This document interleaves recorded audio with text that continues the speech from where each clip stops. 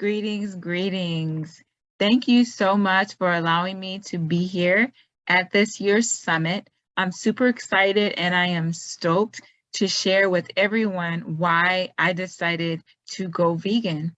And so I'm going to send a quick thanks out to Charmaine Reeves and all of the angels over at Angels Are Networking to just to say thank you, to give you a great big virtual hug for allowing me to be a part of today's summit. So I'm Dr. Michel Cockerham. I am here and I'm super excited to be here because I get to share my journey. I'm not sharing anything that's academic. I'm not sharing anything that's financial. I'm sharing something that's an organic, a real part of who I am, why I decided to go vegan. So take this journey with me. The first thing I want to disclaim is that I'm not a healthcare practitioner. I've never been to medical school or nursing school. I don't represent any type of healthcare agency. In fact, everything that I'm going to talk about today is just an expression and a summary of my research and my interpretation of my findings. So I want to encourage and prompt you to do your research, to develop your own opinion, and to interpret your own findings. All my rights and liberties are reserved. So let's get started. This is one of the first parts of my journey.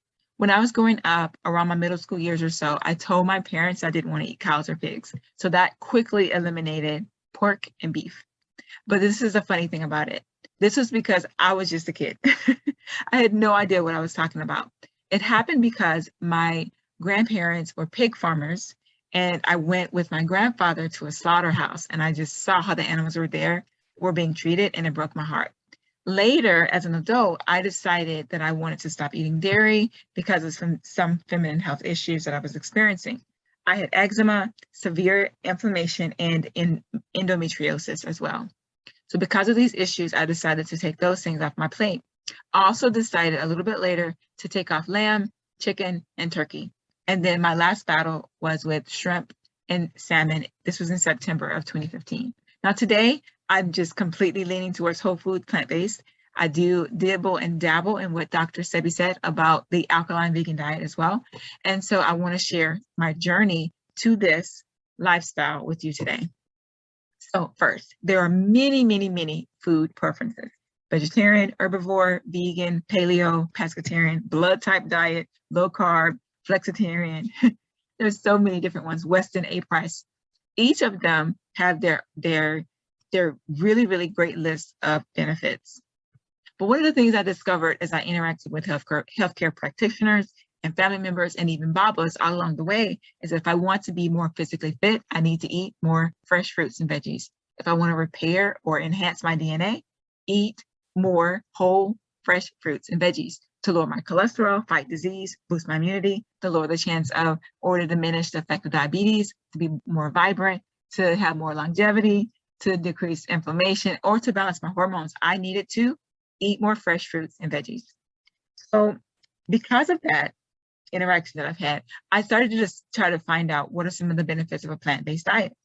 In my discovery, I was actually surprised to find out that it actually can give you an improved muscle strength, improved agility and endurance, a cleaner gut, boosted athletic performance, and a better digestion and absorption of nutrients. So if I'm going to eat all these healthy things, I want it to be absorbed into my bloodstream. I noticed over the past 5 or so years that the more live foods I eat, the more alive I feel. I also had a moment of reflection. I reflected back on my dad and my mom. Growing up, they had lots of goats and chickens and guineas. Also, with my grandfather, he had cows and he also had pigs. In my interaction with them, and then also walking with them and interacting with them in business, finding out what the farmers and the butchers do, these are some things I discovered. Animals have colds and flus, just like us. They have palsy and different problems with their muscles and also with the neurological systems. They also have high blood pressure, cancers, blood diseases, ringworms, and other skin infections like eczema, just like humans. I also discovered that farmers and butchers, they rinse off or shave off cancerous cells and mucus. They also cut off deteriorating parts of muscles and bones because it's quite unsightly from the meat before sold. So most of the time what they do is the nicer cuts that look amazing, they use as a steak, and then the parts that may have different issues or deterioration or discoloration, they'll use those for ground meat and for sausage. Now, think for just a moment. When was the last time you had a salad? Most of the time when we have a salad, during our salad prep, we carefully select the lettuce, the kale, the spinach. We go leaf by leaf. We pull away all the parts that is either brown or yellow or just some kind of discoloration. We cut off the soft parts. In fact, even if you're just going to have a bowl of strawberries, you would probably cut off the part that was a little yellow or white. We always do that when we're eating fresh fruits and vegetables. During this discovery process, I also started to ask myself several questions. First, I said, okay, so what is my favorite fruit? If I want to have more longevity and all these kinds of things, I need to make sure that I'm eating more fresh fruits and vegetables. So what's my favorite fruit? I discovered that I really, really love apple, watermelon, and avocado. And I made a decision that I was going to eat more of it. I also discovered that my favorite vegetable is okra and that my favorite green is kale. And so I decided to consciously and intentionally eat more of that. The next thing that I did is I said, okay, what is my favorite healthy beverage? I quickly discovered that it was water. Water actually helps me think more clearly, and it just helps me stay regular, which is probably funny for me to say, but it actually does help me with my bowel movements. So I decided to intentionally and purposely make it the star beverage at my home. A little while later, I decided to buy a nice looking, sexy water bottle to drink out of and to carry with me as I travel, run errands, and do other things I need to do. The next question that I asked myself, okay, so what is my most favorite meal?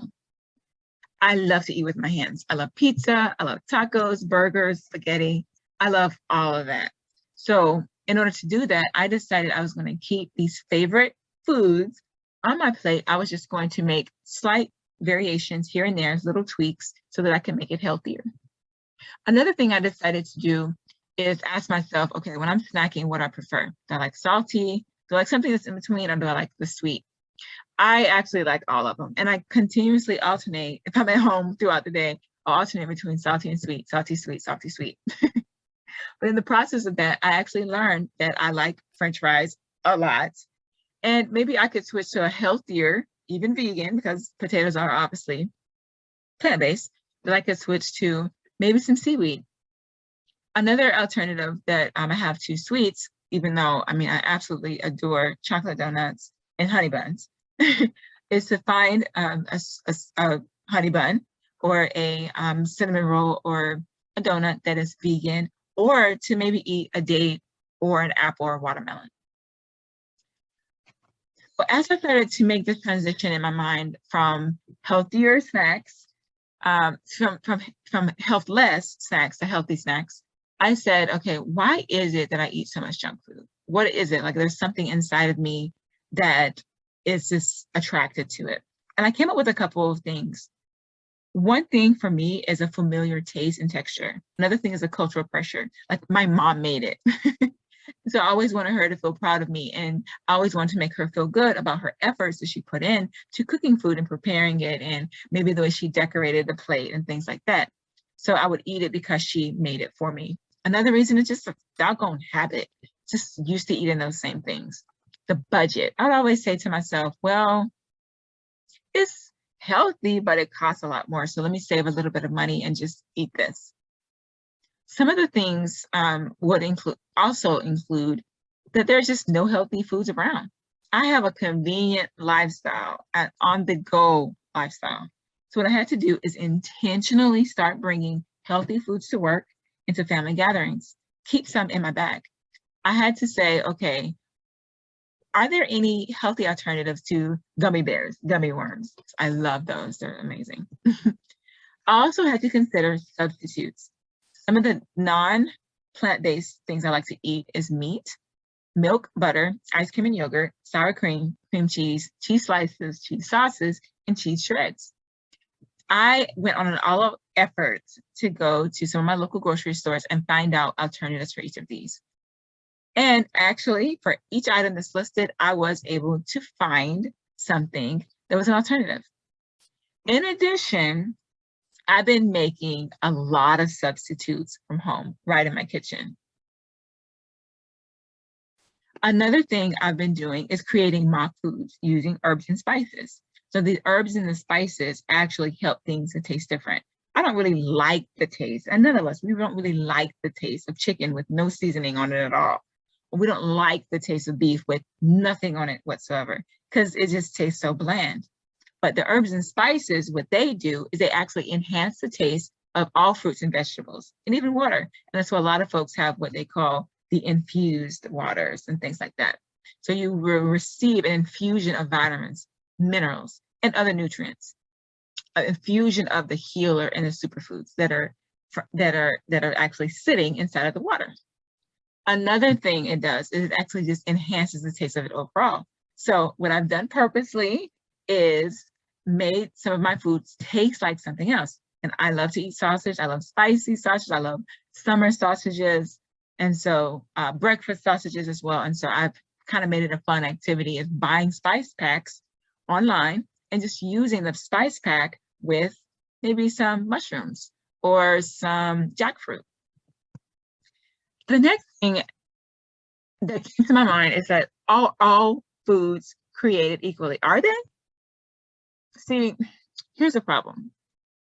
I can only eat so much in a day. So if I'm not going to be eating like constantly all day, then what foods do I need to focus on? So since they're not created equally, what does that look like? I've actually discovered in this process is that there are some foods that are categorized as superfoods, healers, inflammation reducers, adaptogens, and medicinal foods. And believe it or not, each of these categories are all plant-based foods. So let's talk about medicinal foods. Bananas, strawberries, grapes, apples, kiwi, goji, mangosteen, noni, watermelon, blueberries, peaches, avocados, cranberries, acai, sea blackthorn, and pink salt. All of these things are classified as medicinal. What are some foods that reduce inflammation? Tomato, olive oil, grapes, grapeseed oil, watermelon, blueberries, strawberries, blackberries, collard greens, kale, citrus water, turnip greens, cherries, almonds, and walnuts. Unfortunately, as I shared earlier, a lot of my family have been having different problems. One of the things that runs in my family is diabetes. So I said, okay, what are some things that I can do to reduce the diabetes manifestation to plant foods? I don't want to have diabetes. My grandfather had both of his legs amputated because of diabetes. I don't want that. And there are other problems. There were a lot of other problems that he experienced as well. And so because I am intentionally eating more plant foods, how am I helping myself? Now I am less likely to get an amputation. I have lower incidence of slow healing. I don't have the frequent urination. I don't have any discoloration in my neck. I have a lower chance of diabetic coma and a lower chance of loss of vision due to diabetes. Now, what are some of the foods that are known to boost your immunity? I absolutely love dates. Dates is one of them. Pink and white grapefruit, kumquat, satsumas, lemons, limes, and citron, kiwi, tangelos, figs, oranges, and that includes blood oranges, clementines, navel oranges, and mandarin. So fiber, most of plant foods have so much fiber. How does fiber benefit the body? I'll say in two main ways. The first is that they actually balance your hormones. So ladies, let's get rid of those chin hairs. It can also help us in the balancing of our hormones is avoid unexplained weight gain. A lot of times we think that it's just like water weight, or we think that there are other reasons for weight gain, but it may be just that you need to flush out your system and you have that unexplained weight gain because of lack of fiber. Another thing that fiber can do is help you avoid moodiness and irritability and increase your energy. Overall, fiber helps to escort those toxins out of your body. And any of those toxins can be an ingredient that your body doesn't recognize as food and your body doesn't know what to do with it. But the fiber helps to usher it right on out.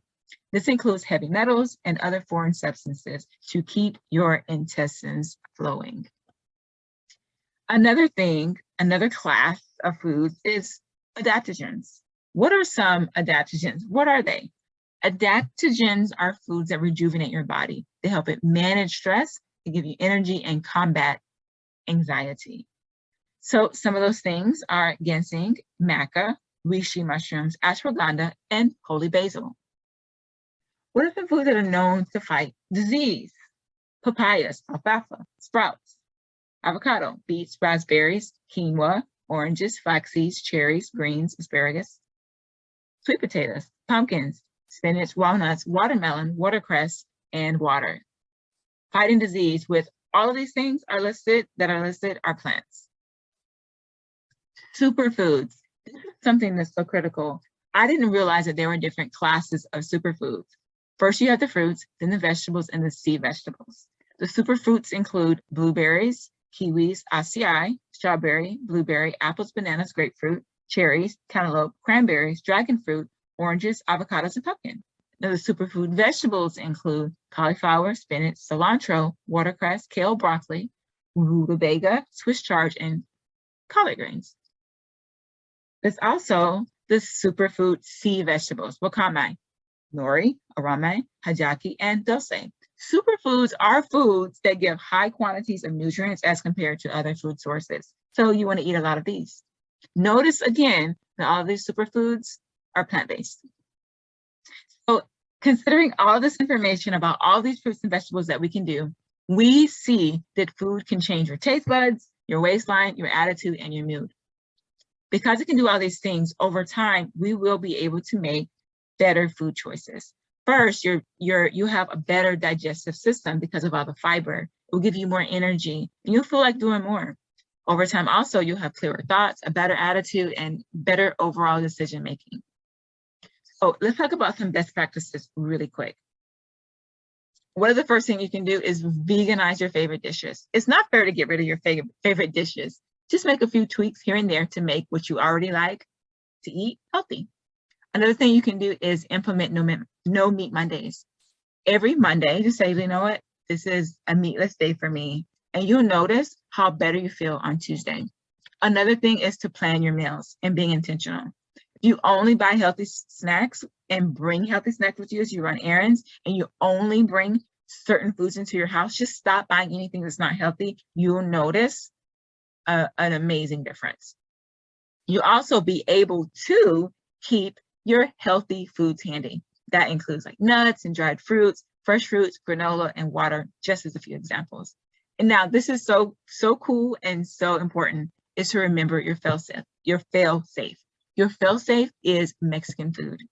Mexican, no matter what city you're in, no matter what state you're in, there's usually a Mexican restaurant. Because of that, all you've got to do is order anything that you want on the menu. That's fruits and vegetables, of course. And then make sure that you get it without cheese and without cream. So another best practice, amazing. Now, this is just a really, really cool strategy, is moving some foods from the side piece to the main course.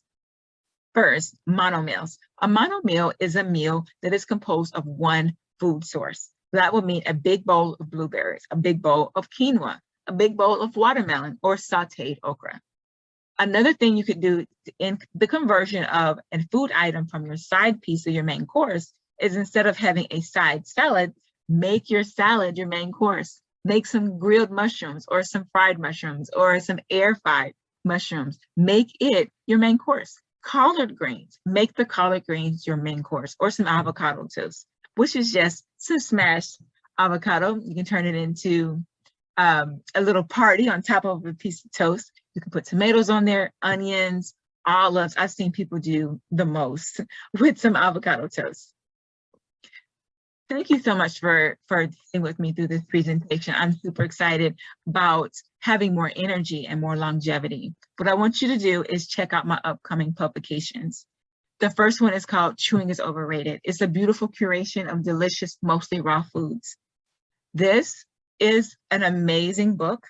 It has tons of information in there about smoothies, infusions, milks, juices, punches, syrups, dressings, dips, sauces, gravies, marinades, toppings, garnishes, chutneys, plus a few mocktails, cocktails, extractions, and tinctures as well, all composed in one book. It's amazing. Make sure that you get it.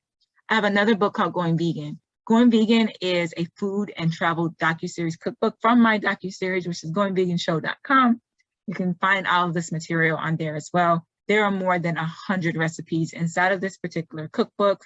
And basically, they're just overflowing ideas that I have from my heart to yours. It will help your transition to veganism or plant-based eating easy and fun. And my last thing is my Start Healthy magazine. It is an amazing magazine as well. There are a lot of bits and pieces and information. There's recipes in here. There's stories about transitioning to plant-based lifestyle.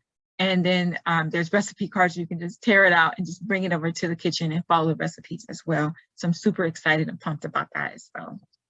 I just want to say thank you, meaning blessings and love, generosity and joy to you. Thank you so much for sitting through this presentation. Visit us at goingveganshow.com. I'd love to send you one of the publications and or our newsletter. So visit us on our website, goingveganshow.com. Have a great one. Thank you. Bye.